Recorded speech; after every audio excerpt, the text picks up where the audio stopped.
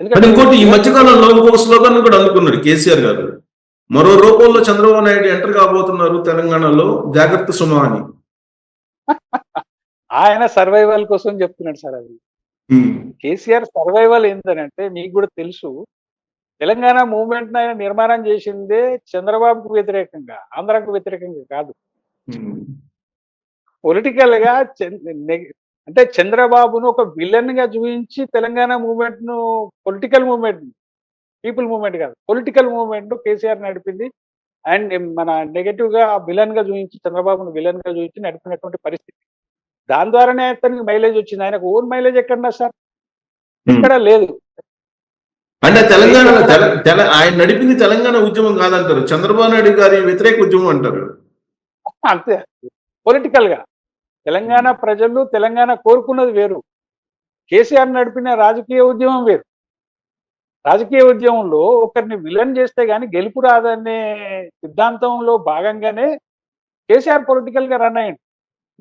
అట్లా రన్ అయ్యి సరే ఈయన వల్ల వచ్చిందని చెప్పడం కంటే, సరే వచ్చింది ఓవరాల్ గా తెలంగాణ కానీ క్లెయిమ్ చేసుకునే పరిస్థితి రాజకీయంగా అదనుకోకనికే ఉండిపోయింది. ఇంకెవరు పొలిటికల్ సర్కిల్లో లేరు కదా సార్. మూవ్మెంట్ చేసిన వాళ్ళు కానీ, ఇంకోరు కానీ, ప్రజల దృష్టికి వచ్చిన వాళ్ళు కానీ లేరు. కాబట్టి దాన్ని ఓన్ చేసుకుంటూ లాభపడ్డాడు 10 సంవత్సరాలు ప్రభుత్వాన్ని ఎలాగైతే. కానీ అంతేగాని ఇది ఈ చంద్రబాబు ఒక రకంగా చెప్పాలంటే రాజకీయంగా కేసీఆర్ కు చంద్రబాబు పెట్టిన భిక్షనే life, political life, no doubt. అయితే ఇప్పుడు చంద్రబాబు వస్తాడు అని మళ్ళీ ప్రజలకు భయం కల్పిస్తున్నది కూడా కేసీఆర్ తన సర్వైవల్ కోసం. మళ్ళీ తిరిగి మీకు 2009లో ఎట్లయితే అతన్ని విలన్ చేసి చూయించి ప్రజలకు మైలేజ్ పొలిటికల్ గా ఎట్లా పొందిందో, ఇప్పుడు కూడా అదే గేమ్ ఆడే ప్రయత్నంలో కేసీఆర్, ఏం డౌట్ లేదు. చంద్రబాబు బూచిని మళ్ళీ చూపించాలనే ప్రయత్నంలో కేసీఆర్. అంటే ఇప్పుడు యాక్చువల్ గా కూటమిలో కీలకంగా ఉన్నారు రాష్ట్రంలో, కేంద్రంలో చంద్రబాబు నాయుడు గారు. రాబోయే రోజుల్లో ఎలాగో బీజేపీ తోటి కుదరదేమో అనే ఉద్దేశంతో ఇప్పటి నుంచే చంద్రబాబు నాయుడు గారిని విలన్ గా చూపించి కాంగ్రెస్ పార్టీ వైపు మొగ్గు చూపే అవకాశం ఉందా? ఎగ్జాక్ట్లీ. దానికి ఇప్పుడు ఏం లేదు సార్, ఒక వెపన్ కావాలి. ఆ వెపన్ క్రియేట్ తనకు తాను చేసుకుంటుంది. కాకపోతే ఒకటి రావు గారు, ఇక్కడ చంద్రబాబు పొలిటికల్ గా తెలంగాణలో ఎంటర్ అవుతాడని నేను అనుకోవడం లేదు ఒకటి. కాకపోతే చంద్రబాబు తెలంగాణలో బీజేపీ బలపడేందుకు సహకరించవచ్చు అనేక రకాలుగా. అతని పాత క్యాడర్ కావచ్చు, లేదంటే అతనికి ఉండే చిన్నపాటి ఓట్ బ్యాంక్ కావచ్చు, అది వేరు. ఇప్పుడు జనాలు అర్థం చేసుకుంటారు కదా సార్, చంద్రబాబు ఎక్కడ ఉన్నాడు, ఇప్పుడు అక్కడ బీజేపీ కూటమిలో ఉన్నాడు ఆంధ్రప్రదేశ్లో. జనాలు తెలంగాణలో ఏమనుకుంటున్నారు, రేవంత్ రెడ్డి చంద్రబాబు శిష్యుడే అని అనుకుంటున్నారు. ఆయనది ఎంటైర్లీ ఎనిమీ పార్టీస్, కాంగ్రెస్ కానీ టీడీపీ కానీ ప్రస్తుత పరిస్థితుల్లో అపోనెంట్స్ కదా ఇద్దరు. కానీ పొలిటికల్ పర్సన్స్ ఉండే ఇమేజ్ ద్వారా ప్రజలు అర్థం చేసుకుంటారు చంద్రబాబు ఎటువైపు ఉంటాడు, ఉంటే బీజేపీ వైపే ఉంటాడు అనే సెన్స్ ఈవెన్ ఆ తెలంగాణలో ఉన్న అతనికి సానుభూతి పరులకు కూడా ఉంటుంది కదా అభిప్రాయం. సహజవాది, న్యాచురల్. అది ఆ రకంగా ఉపయోగపడవచ్చు చంద్రబాబు, నో డౌట్ బీజేపీ. కానీ డైరెక్ట్ పొలిటికల్ గా ఎంటర్ అవుతాడు తెలంగాణలో అని మాత్రం నాకైతే అనిపించడం లేదు. ఈ ముందు ఏం జరుగుతుందని చూడాలి, కానీ అది అవకాశం లేదు. కాకపోతే దాన్ని ఒక మౌత్ టాక్ గా తయారు చేయడంలో బీఆర్ఎస్ పార్టీ నిమగ్నమే ఉంది. చంద్రబాబు రాబోతున్నాడు, మనం లేకపోతే తెలంగాణ ఉండదు అనే ఈ మళ్ళీ పాత ఓల్డ్ సెంటిమెంట్ ను మళ్ళీ బయటకు తీసే ప్రయత్నం డెఫినెట్లీ కేసీఆర్ చేస్తాడు, చేసే అవకాశం కూడా ఉంది. అట్లా జరగదు నా అభిప్రాయం. అందుకే రేవంత్ రెడ్డి గారు బీజేపీ వైపు సర్దుకుంటున్నట్టు అనిపిస్తుందా మీకు? అట్లేం అనుకుంది.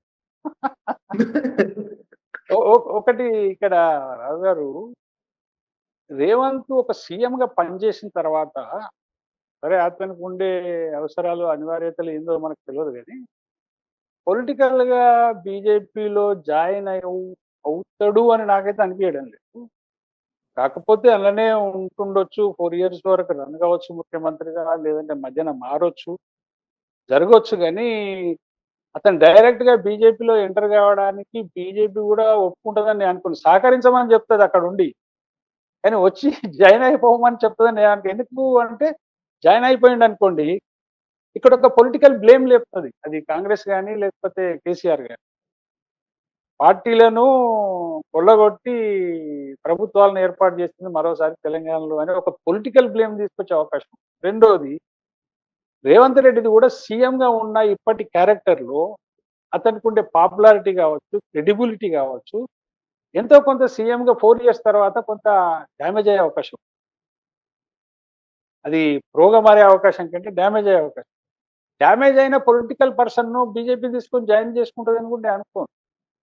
కాకపోతే ఇప్పుడు మరి ఎందుకు బీజేపీకి పరోక్షంగా సహకరిస్తుండు అనే అభిప్రాయం కూడా రావచ్చు. ఉన్నప్పుడు ఆయన ఎందుకు సహకరిస్తుందా? కానీ అతని అవసరాలు ఇప్పుడు ప్రెజెంట్లీ అతని అవసరాలు తీసుకోవడానికి కూడా చేయొచ్చు.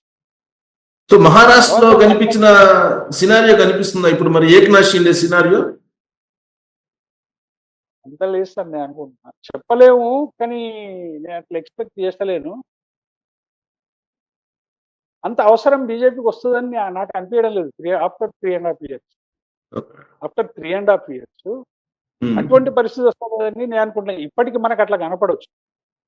దెన్ ఆఫ్టర్ ఆఫ్టర్ 3 years తర్వాత ఎవరి అవసరమో లేకపోతే ఇంకే అవసరమో ఆ పార్టీకి ఉంటది అని నాకు అనిపించడం లేదు ఇప్పటికైతే.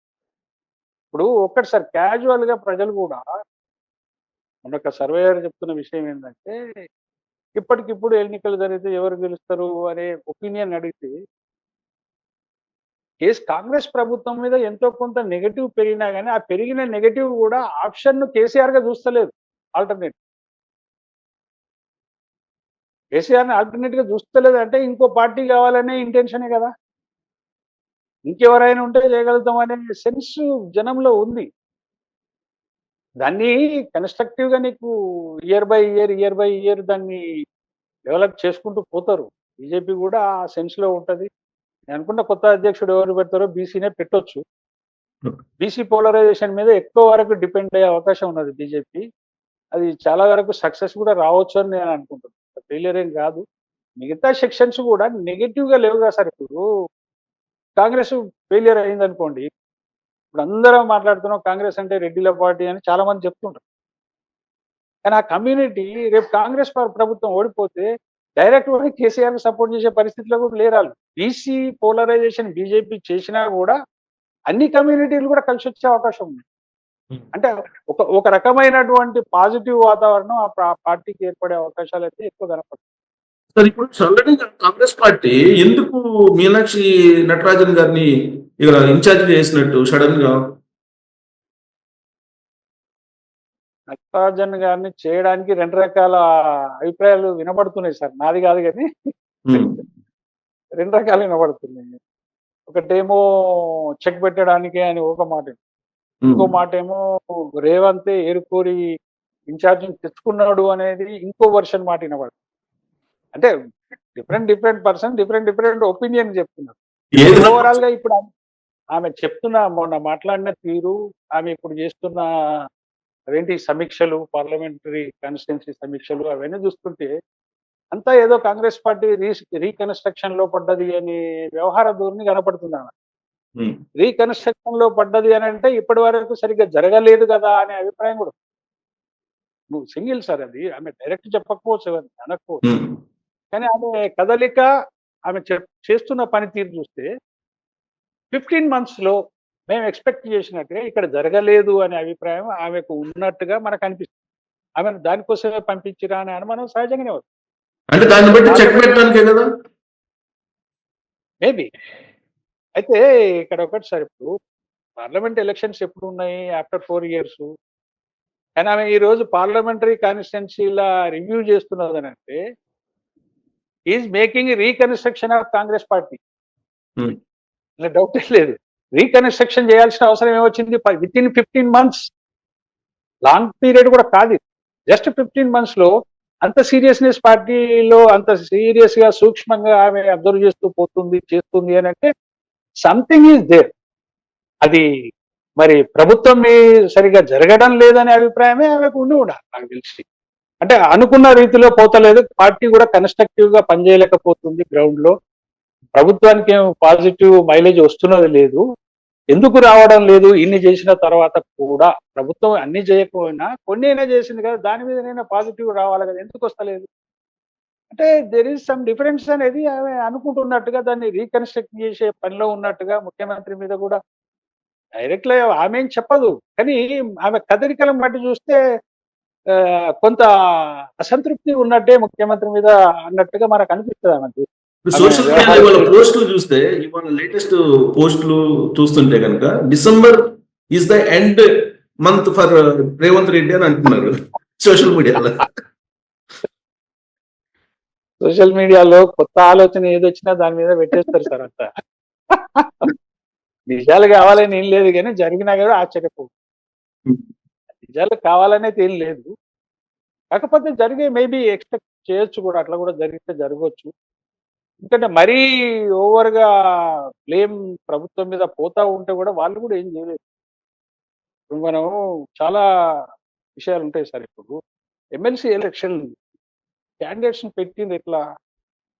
ఉదాహరణకు సరే టీచర్స్ అంటే మీరు కాంటాక్ట్ చేయలేదు, గ్రాడ్యుయేట్ కాంటాక్ట్ చేశారు, నరేందర్ రెడ్డిని పెట్టిండ్రు. అసలు పార్టీ క్యాడరు హరికృష్ణ, నాకు తెలుసు పార్టీ కార్యకర్త హరికృష్ణ, నరేందర్ రెడ్డి అని అంటారు. హరికృష్ణ చాలా రోజుల నుంచి ప్రభుత్వాన్ని పార్టీని అప్రోచ్ అవుతున్నాడు, నాకు టికెట్ ఇవ్వండి. అతనికి ఇవ్వలేదు, నరేందర్ రెడ్డికి ఇచ్చాను. ఏ బేసిస్ మీద ఇచ్చారు అనేది జనరల్ గా చర్చ ఉంటుంది. ఏ బేసిస్ మీద ఇచ్చారంటే ఇక అది అందరికీ తెలిసింది. ఆయన ఏమో విద్యా సంస్థల అధినేత. ఈ విద్యా సంస్థల అధినేతలు ఎట్లా పోటీ చేస్తారు, ఎట్లా ఖర్చు పెడతారు అనేది అందరికి తెలిసిన విషయం. అట్లా ఆ రకంగా ఆయన వచ్చిండు. కానీ ఇక్కడ ఏమైందనంటే అదే హరికృష్ణకి ఇచ్చి ఉంటే అందులో BC, first of all BC, సరే మల్లన్న ఏం తిట్టినా ఎవరు తిట్టినా కానీ ఆయన బీసీ అనేది అందరికి తెలిసిన విషయమే. అంతో ఎంతో వెల్ ఎడ్యుకేటెడ్, అసిస్టెంట్ ప్రొఫెసర్ గా పనిచేస్తుండు, గ్రౌండ్ వర్క్ 1-2 years నుంచి చేసుకుంటుండు. ఇంత ఇన్ఫ్లుయెన్స్ జనంలో ఉంది, పార్టీ ఇన్ఫ్లుయెన్స్ కూడా కలిసి ఉంటే ఇవాళ ఆయనకి ఈజీ విన్నింగ్ ఉండే కదా, పార్టీకి కూడా ఇమేజ్ వచ్చేది కదా. ఇవాళ వెతకాల్సి వస్తుంది, నరేందర్ రెడ్డి గెలుస్తాడా ఓడిపోతాడా, ప్రసన్న హరికృష్ణ గెలుస్తాడా ఓడిపోతాడా. ఈ పరిస్థితి ఎందుకు వచ్చింది అంటే పార్టీ వల్లనే వచ్చింది. నువ్వు సరైన చూజ్ చేయకపోవడం, క్యాండిడేట్ చూజ్ లోనే నీ దగ్గర పొరపాటు ఉంది. ఎందుకు ఇవాళ నీకు బీసీ వాదం మీద ఇంకో మనిషి మాట్లాడే అవకాశం ఉండకపోతుండే కదా ఆయనకి ఇస్తే. అంతేగా సార్. ఇప్పుడు ఉదాహరణకు మెదక్లో టీచర్ అభ్యర్థిని బీజేపీ బీసీని పెట్టింది. వాళ్ళు పనికొచ్చినా పనికి రాకపోయినా గెలిచే అవకాశాలు ఉన్నాయని తెలుసుకొని మల్లన్న టీం కూడా మెడలో పూలదండ వేసింది, రేపు గెలిచే వాడిని మేము క్లెయిమ్ చేసుకోవచ్చు అని. హరికృష్ణ విషయంలో కూడా అదే జరిగేది కదా. ఎందుకు గెలవాల్సిన ఒక స్థానాన్ని మీరు ఇప్పుడు కులగణన చేసిన తర్వాత ఒక మెసేజ్ బీసీ సంఘాలు ఒక మెసేజ్ ను పంపినాయి నెగటివ్ గా. అది ప్రజలు ఎంతవరకు ఓన్ చేసుకున్నారు అనేది పక్కకు పెడితే మీకు ఆ విషయం తెలుసు, పొలిటికల్ సీన్ ఇట్లా మారుతున్నది, మనం ఎట్లా పెట్టాలంటే నువ్వు కూడా రెడ్డినే పెడతావా? బీజేపీ రెడ్డినే పెట్టింది, కాంగ్రెస్ రెడ్డినే పెట్టింది. అతనికి ఆప్షన్ గా మారింది, గెలవని ఓడిపోని అది తర్వాత విషయం. కానీ అంత రిస్క్ ఎందుకు తీసుకోవాల్సి ఉంది కాంగ్రెస్ పార్టీ? ఓవరాల్ గా ఈ 15 నెలలు చూస్తే అడ్మినిస్ట్రేషన్ పరంగా కన్నా కూడా పొలిటికల్ గా పార్టీ సరిగ్గా లేదంటారా? అడ్మినిస్ట్రేషన్ పరంగా కూడా లేదు సార్. ఒకటి ఇక్కడ ఏమైతుంది సార్, ఇప్పుడు మేము అబ్జర్వ్ చేస్తున్న వార్తలు అప్పుడప్పుడు జీవో వచ్చి ఉంటది. ఉదాహరణకు ఆ జీవో ఈ రోజు వస్తే రేపు మీడియా అని చెప్తారు,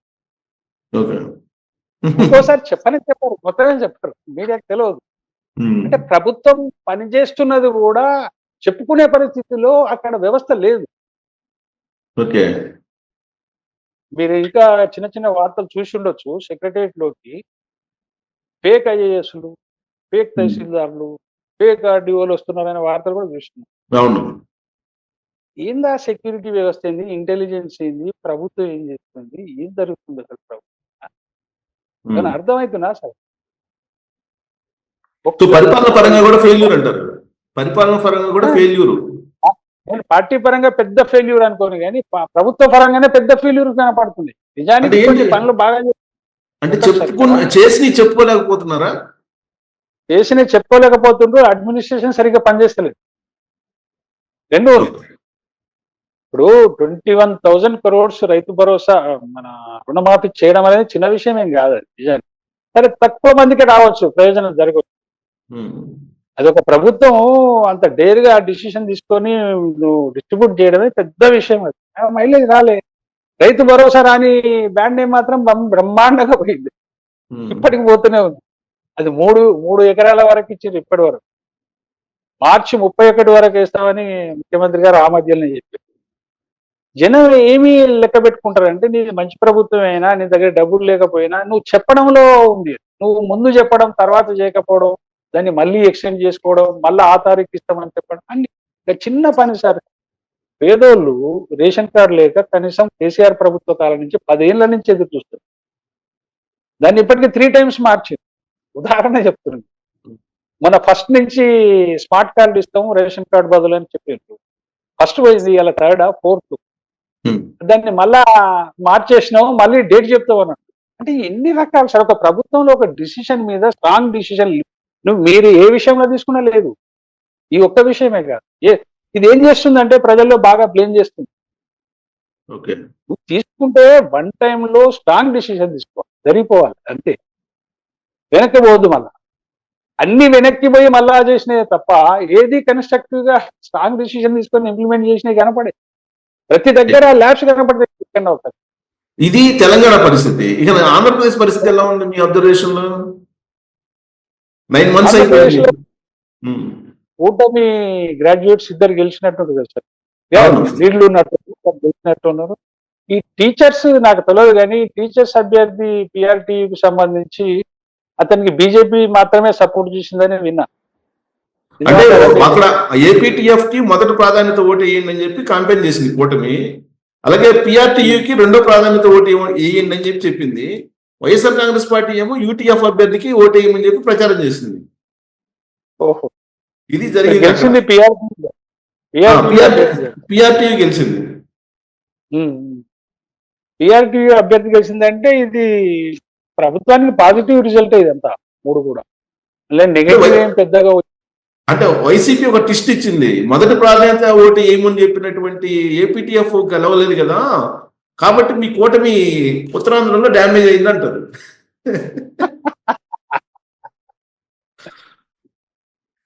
అది పెద్ద కౌంట్ లా కాదు ఏది, కానీ సెకండ్ ప్రియారిటీ కౌంట్ చేయండి ఏ రిజల్ట్ రావడం లేదు సార్. మల్క కొమ్మరే తప్ప మన దగ్గర కూడా చూస్తున్నాం కదా. కాబట్టి ఇది నాట్ కానీ ఓవరాల్ గా ఇప్పుడు మనకు 1 year గా వస్తున్న ఈ ప్రభుత్వానికి పెద్ద నెగిటివ్ ఏం రాలేదు, అంతవరకు అయితే చెప్పొచ్చు. పాజిటివ్ ఉందని చెప్పొచ్చు. ఇంకొకటి భయం ఏంటి సార్, ఇక్కడ జస్ట్ లైక్ తెలంగాణలో ఉన్న పరిస్థితి ఆంధ్రాలో కూడా ఉందా అని అనిపిస్తుంది ఒక్కోసారి. కొన్ని విషయాలు, అన్ని కాకపోతే కొన్ని విషయాలు. కేసీఆర్ ను చూసిన తర్వాత రేవంత్ రెడ్డి తప్పులు చేసినా కానీ వానికంటే మెరుగే కదా రేవంత్ అనే అభిప్రాయం కొన్ని విషయాల్లో ప్రజల్లో ఉంది.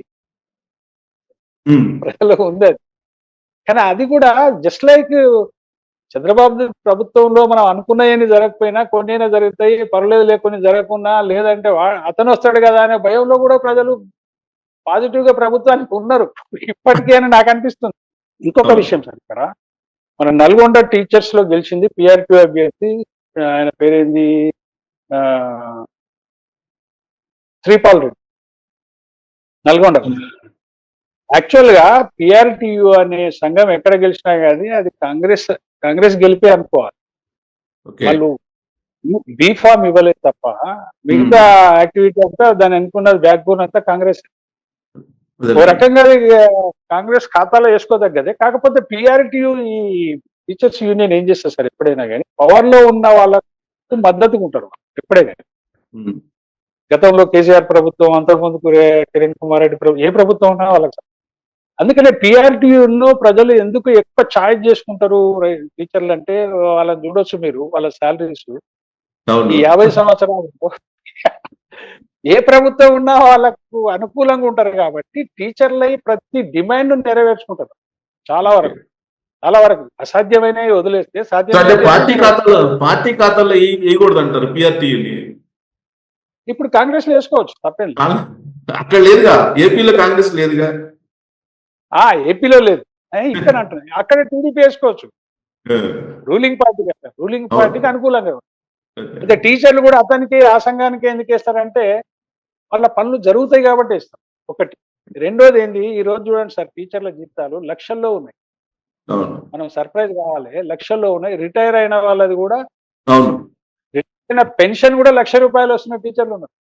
ఉమ్. రిటైర్ సార్ ఓవరాల్ గా అంటే సార్ మీరు చంద్రబాబు నాయుడు గారి పరిపాలన చూశారు కదా, ఉమ్మడి ఆంధ్రప్రదేశ్ లో చూశారు, మా తర్వాత 2014 నుంచి 19 వరకు చూశారు కదా. ఇప్పుడు ఎలా అనిపిస్తుంది మీకు ఆంధ్రప్రదేశ్ రూలింగ్? ఇది బెటర్ గా ప్రజలు ఎక్కువ ఎక్స్పెక్టేషన్ ఊహించుకున్నారు అని కూడా నేను అనుకోను. కానీ ఊహించుకుంటే మాత్రం అది కరెక్ట్ కాదని చెప్పాలి. ఎందుకంటే అతడు 5 సంవత్సరాల్లో పరిపాలించిన తర్వాత ఆంధ్రప్రదేశ్ పరిస్థితి ఏ రకంగా అయింది, ఏంది, అదంతా తెలిసిన విషయమే. కన్‌స్ట్రక్టివ్ గా ఒక స్టేట్ ఏర్పడ్డ తర్వాత దానికి ఒక ఐడెంటిఫికేషన్ అనేది ఆంధ్రప్రదేశ్‌కి 10 ఇయర్స్ గడిచినా గాని రాకపోవడం అది నువ్వు ఎకనామికల్ గ్రోత్‌లో గావచ్చు, లేకపోతే ఒక క్యాపిటల్ సిటీ గావచ్చు, లేకపోతే భారీ ఇరిగేషనే గావచ్చు, ఏది జరగలే అసలు. 10 ఇయర్స్ గడిచిపోయినాయి గానీ జరిగిందేం లేదు. అంటే ఇప్పుడు కాకపోతే మొన్న జనాలలో బడ్జెట్ పెట్టారు. బడ్జెట్ లో 3,20,000 కోట్లు పెట్టారు బడ్జెట్. ఆ బడ్జెట్ లో ఇప్పుడు ఏదైతే చంద్రబాబు నాయుడు గారు మేనిఫెస్టోలో పెట్టారో హామీలు, తల్లికి వందనం అని ఇలా రకరకాలు ఉన్నాయి సూపర్ 6 లో, వాటన్నిటికీ బడ్జెట్ కేటాయింపులు ఇచ్చేశారు. దాన్ని బట్టి చూస్తే ఓవరాల్ గా ఆయన మారినట్టు కనిపిస్తుందా, గతంలో లాగా ఉన్నట్టు కనిపిస్తుందా? No, no, no. అతనికి కొన్ని ధక్కా ముక్కీలు కలిగినాయి గాబట్టి ఏం జేయాలి, ఏం చేయకూడదు అనేది కొంత తెలిసొచ్చినట్టుంది. ఎంతో కొంత సోషల్ వెల్‌ఫేర్‌లో ముందడుగు లేకపోతే ఇబ్బంది అనేది అతనికి కూడా తెలుసు. అట్లా చేసినట్టు అనిపిస్తుంది. రెండో పాయింట్ ఇక్కడ మన రావు గారు, నేను లాంగ్ టర్మ్ గురించి చెప్తున్నా. ఆంధ్ర ప్రజలల్లో లాంగ్ టర్మ్ విషయంలో చంద్రబాబు మీదనే నమ్మకం ఎక్కువుంది వాళ్ళకి. ఇప్పటికి కూడా టిల్ నౌ. జగన్ మీద లేదు.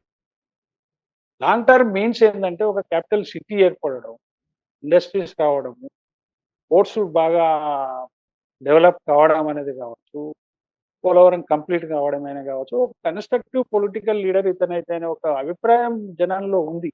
నువ్వు లాంగ్ టర్మ్ బెనిఫిట్స్ లో, స్టేట్ లాంగ్ టర్మ్ బెనిఫిట్స్ లో చూసినప్పుడు ఈస్ ది బెటర్ సీఎం అనేది వాళ్ళకు కూడా తెలుసు. ఇక మీద సంక్షేమ పథకాలు అవి ఇవి అనేటి చిన్నపాటి, ఇప్పుడు అతనికి కూడా కొన్ని అనుభవాలు వచ్చినాయి చంద్రబాబు కాబట్టి, మీరు చెప్పినట్టుగా బడ్జెట్లో అట్లా కొత్త స్కీమ్లకు కొంత అలాట్మెంట్లు అవి ఇవి చేసినట్టు ఉన్నాడు. ఓవరాల్ గా నమ్మే నాయకుడిగా మాత్రం ఇప్పటికీ ఉన్నాడు. పాజిటివ్ ఉన్నది అనే అభిప్రాయం అయితే నాకుంది. ఏదో లాలూచీల కోసమో, ఇంకో దాని కోసమో టర్న్ జరిగిపోతదనే అభిప్రాయం అయితే నాకు లేదు. ఎందుకంటే జగన్ తోటి ఒక 5 ఇయర్స్ ఎక్స్‌పీరియన్స్ ప్రజలకుంది. అది గుడ్ ఆర్ బ్యాడ్, అది వాళ్ళకి ఎటువంటి అభిప్రాయం కానీ what is Jagan, what is Chandrababu అనే ఒక క్లారిటీ ఇంటర్నల్‌గా, ఇన్ డెప్త్‌గా ప్రతి వ్యక్తిలో ఆంధ్రలో ఉందనేదైతే నాకు అభిప్రాయం.